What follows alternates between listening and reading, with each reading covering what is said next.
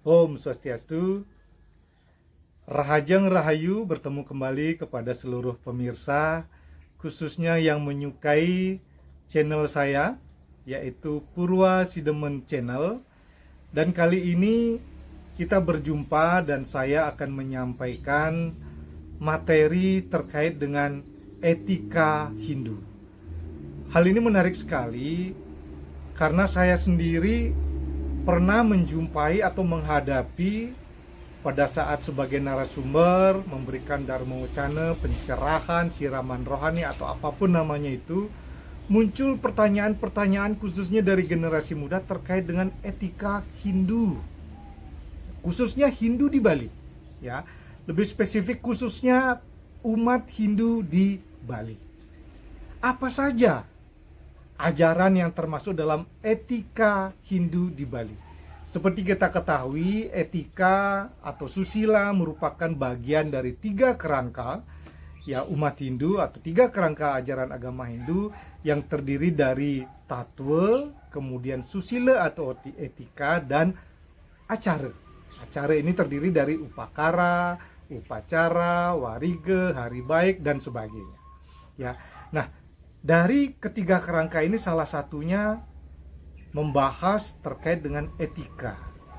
Nah, kali ini pada edisi ini, edisi dari etika Hindu ini, saya akan menyampaikan atau sharing atas pengalaman saya sebelumnya terkait dengan seks menurut agama Hindu.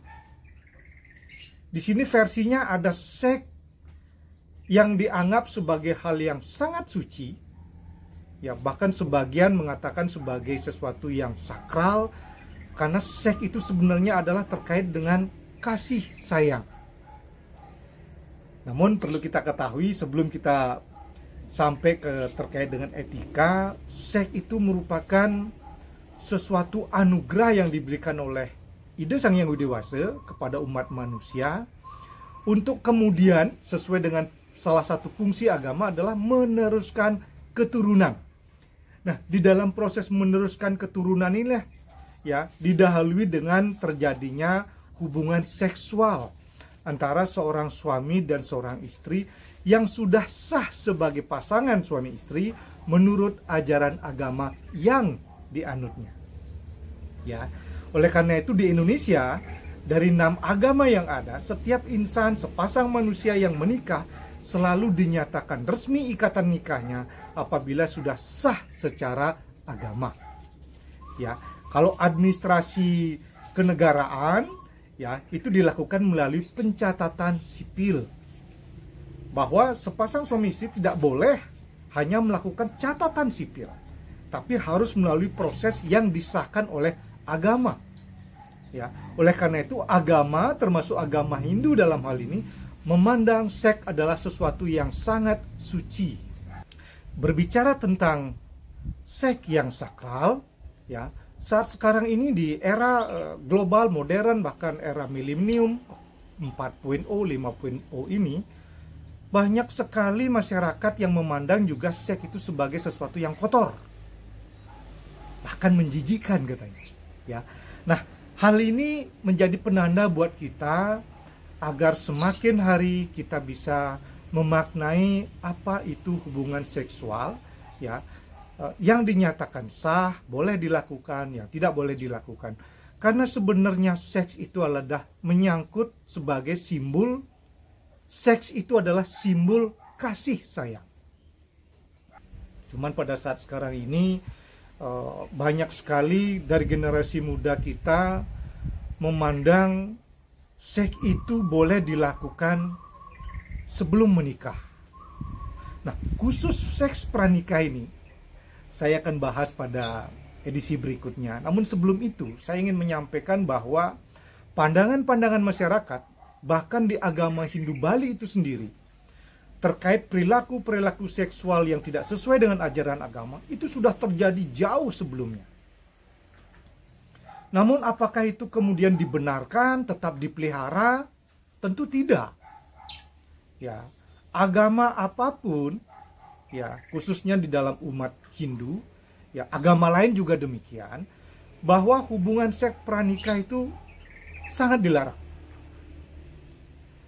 Bahkan di masyarakat berkembang ya, ada semacam joke-joke yang mengatakan, khusus di Bali, karena banyak sekali pandangan masyarakat luar terhadap bagaimana kehidupan remaja dalam melakukan hubungan seks, khususnya pranikah, itu mereka bahkan memberi pandangan yang negatif. Orang Bali sendiri sering menyebutnya yen sing beling sing juang. Kalau tidak hamil tidak dinikahi. Apa iya harus seperti itu? Ya, generasi yang terlahir dari hubungan seksual yang amat suci itu diharapkan untuk melahirkan generasi yang suputra atau generasi manusia, orang-orang yang bijak. Bahkan dalam beberapa kitab-kitab sastra, khususnya lontar yang bersifat sakral di Bali, ya, tindakan-tindakan pranikah atau memiliki janin dalam kandungan seorang wanita sebelum menikah itu ada sanksi-sanksi tersendiri. Ini juga akan saya bahas pada edisi berikutnya. Ya, karena tidak cukup dalam konten yang 15 menit ini saya harus bicarakan semuanya. Ya, ada itu. Ya. Bagaimana melakukan sumpah? Apakah itu betul hasil dari hubungan sepasang kekasih pada saat mereka menyatakan kepada seorang pendeta untuk disahkan? Ya, apakah berbohong? Dengan siapa saja dia berbuat seperti itu? Nah, hal-hal seperti ini kita tidak bisa menampik, di kalangan muda banyak sekali terjadi. Ya, tentu juga hal ini terjadi karena tidak sekarang saja, tapi hal yang menyimpang seperti ini sudah terjadi jauh sebelumnya. Oleh karena itu agama sebagai salah satu yang mengikat manusia untuk menjadi berbuat baik, aturan-aturan di dalam ajaran agama agar manusia tidak menyimpang, itu pun sejak lama sudah mengatur hal itu. Ya. Nah, kemudian fenomena masyarakat di Bali, sepasang muda-mudi menikah dan jelas terlihat oleh masyarakat. Ya, pada saat dilangsungkan pernikahan, kondisi sang wanita sudah dalam kondisi hamil.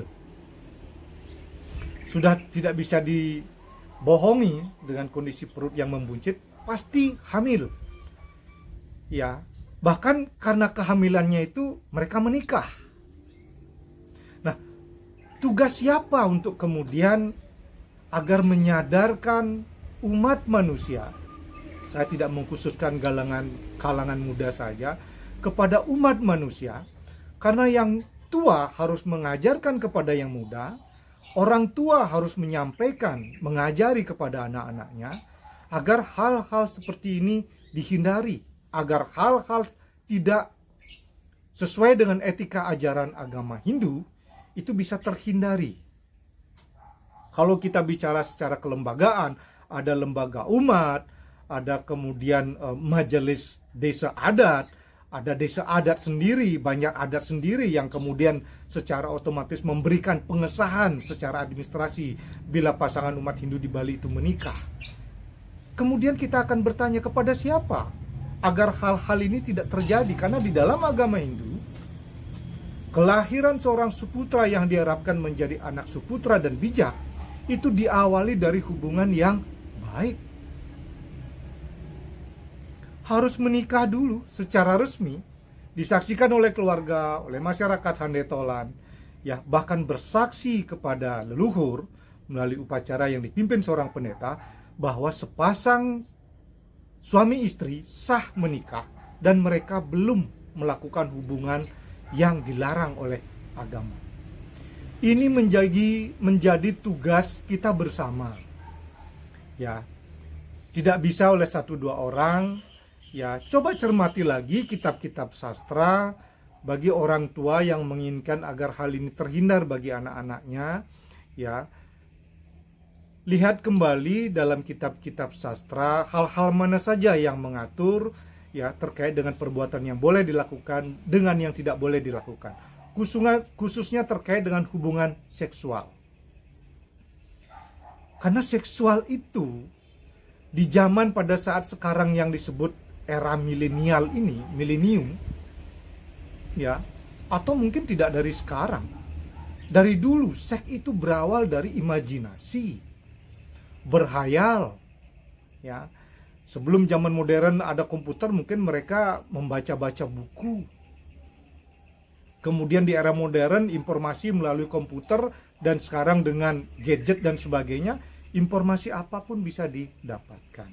Siapa yang kemudian akan mengawasi anak-anak kita untuk terhindar dari informasi-informasi yang tentunya tidak ditiru oleh mereka, khususnya terkait dengan perbuatan-perbuatan yang menyimpang dari ajaran agama. Dalam hal ini adalah hubungan seksual pranikah. Ini tugas kita bersama, ya. Menjadi tugas kita untuk kemudian para generasi kita itu agar sadar. Kalau tidak orang tua yang memberikan contoh, siapa lagi? Ya. Kalau dalam bahasa Bali, yenten sani lingsir ngicen contoh ring generasi muda ring alit-aliti sire malih sapunika. Gumanti sani lingsir sane sampun patut ngemargiang icen contoh alit-aliti, icen ipun piteket sapunika. Mangden enten kadung-kadung sekadi wau titiang maosang yen sing beling sing juang. Niki sampun sani mewah, ya. Apakah kemudian ini kita biarkan sehingga akan terlahir putra-putra, anak-anak yang tidak bijak? Apalagi kemudian di eranya ada anak yang terlahir tanpa ada orang tua atau ayah yang mengakui. Wenten ke bawah sering Bali punika panak bebinyat sebenarnya. Mendapatkan predikat sebagai seorang anak yang terlahir tanpa seorang ayah, ya. Anak bebinjat pun itu jelek pisan sebenarnya. Dan itu sangat dilarang. Bahkan dulu mungkin diatur dalam ketentuan dreste, ya, di adat masing-masing, hingga ada sanksi-sanksi sebagai pemberat, sebagai hukuman yang diberikan bagi orang yang melahirkan tanpa seorang ayah. Nah, ini perlu menjadi perhatian kita bersama, ya. Di tiang sendiri, di keluarga menjadi tantangan, ya, agar anak-anak generasi-generasi kita berikutnya paham untuk bisa menghindari mana yang boleh mereka melakukan semasa mereka remaja sebelum menikah dan apa yang boleh dilakukan setelah mereka menikah. Seks suci menurut agama Hindu Bali, ya, bahkan sangat sakral sekali. Karena di sini ada ketentuan yang harus disaksikan secara skala dan niskala. Dengan upacara buteyadnya, kemudian dengan upacara manusiadnya, upasaksi ring resiadnya, upasaksi ring leluhur. Dan juga demikian disaksikan oleh masyarakat, anggota keluarga, termasuk juga prajuru adat. Apa kita akan membiarkan kemudian fenomena masyarakat menikah dalam kondisi hamil sehingga muncul pendapat-pendapat masyarakat dari luar Bali yang mengatakan kok begitu ya di Bali? Jelek sekali mendengar pernyataan seperti itu dan susah menjelaskan karena kenyataannya terjadi di lapangan. Oleh karena itu, dalam media ini Titi yang menyampaikan, nanti kita akan bahas pada edisi berikutnya, bagaimana cara kita sebagai orang tua memberikan pelajaran kepada anak-anak kita untuk memahami dengan baik. Sebagai seorang anak terlahir yang disebut dengan suputra itu, prosesnya seperti apa, ya, agar mereka paham dan terlahir kemudian kelak anak-anak sebagai generasi yang penuh dengan bijak, sikap bijak, pintar, cerdas, yang disebut dengan suputra itu. Nah, baik, demikian di awal edisi ini saya mengawali terkait dengan apa yang banyak terjadi di lapangan, mengkaitkan terkait dengan perilaku remaja pada saat mereka sebelum menikah sudah melakukan hubungan-hubungan yang semestinya baru boleh melakukan setelah mereka menikah. Nah, demikian pemirsa, saya tutup dulu edisi kali ini dan nanti saya akan sambung ya berdasarkan pertanyaan-pertanyaan yang sudah saya catat sebelumnya dan saya memberikan tanggapan pada saat menjadi narasumber. Namun kali ini di edisi Etika Hindu ini saya akan sampaikan satu persatu apa yang menjadi bahasan saya terkait dengan etika. Ini sangat menarik sekali. Baik, pemirsa, jangan lupa untuk kemudian like, berikan pendapat dan subscribe untuk kemudian menjadi penyemangat saya untuk menyebarkan informasi tentang ajaran kesusilaan, etika, ajaran kebenaran, dan dharma. Baik, saya tutup dengan Pramusanti. Om Santi Santi Santi Om. Matur suksuma.